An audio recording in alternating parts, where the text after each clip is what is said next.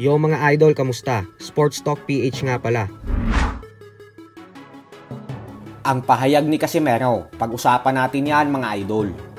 Ngunit bago ang lahat ay huwag kakalimutang mag-subscribe at i-click ang notification bell button for more sports talk. So aminado nga po ang ating pambato na si former 3 Division World Champion Janrael Casimero na nakakawalang gana umano para sa kanyang mag-ensayo kung hindi lang naman ang Japanese Monster 4 Division World Champion Naoya Inoue ang kanyang paghahandaan at makakalaban.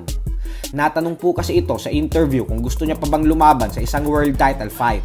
At dito nga po ay sinabi ni Casimero na kung may magandang opportunity daw ay tatanggapin niya ito.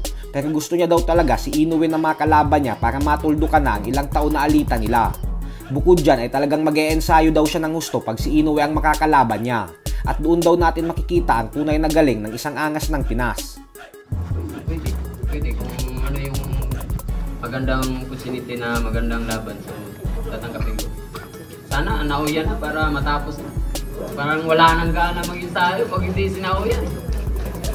Naoya na talaga para matapos na talaga yung matuldukan na yung lahat ng mga nagsasabi sa akin na kaya mo talunin ito. Gusto ko na matuldukan na talaga. Habang ang batikang boxing analyst naman na si JM Siasat ay ibinalita na rin sa kanyang official Facebook page ang sinabi ng promoter ni Casimero na si Masayuki Ito sa naging interview nito. Ayon daw po kasi kay Ito ay nabigo daw si Casimero na patunayan sa kanila na karapat-dapat na itong bigyan ng pagkakataon upang makalaban si Naoya Inoue. Ito ay matapos umano ng hindi inaasahang performance ni Casimero kontra kay Yukinobu Oguni.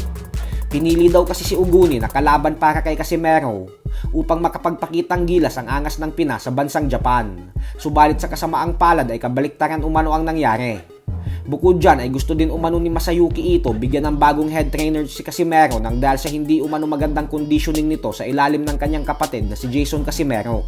Sa kabilang banda naman mga idol ay ang potensyal nga pong makakalaban nila Casimero at Carl James Martin na si undefeated prospect ng Australia na si Sam Goodman ay muli na naman nga pong nagpakitang gila sa ibabaw ng lona kahapon sa undercard ng Team Zoo versus Brian Mendoza. Naging dominante po kasi ito sa buong laban kontra sa dumayong si Miguel Flores, kung saan nakuha niya ang panalo via lopsided unanimous decision sa score na 120-105 at 118-107.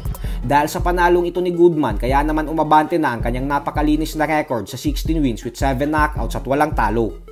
Matatandaan natin na gusto ng mga Pinoy boxing fans na makalaban si Sam Goodman ang ating pambato na si Carl James Martin. Dahil kumbinsido ang karamihan na match talaga ang dalawa. Mismong si Wonderboy ay sinabi na din dati pa na gusto niya din daw talagang makalaban si Goodman. Pareho kasi silang world rank fighters at halos magkadikit lang sa rankings ng super bantamweight division. Kaya naman posible talagang magtuos ang dalawa sa hinaharap. So hanggang dito na lang po muna tayo mga idol. Sports Talk PH, kakaiba.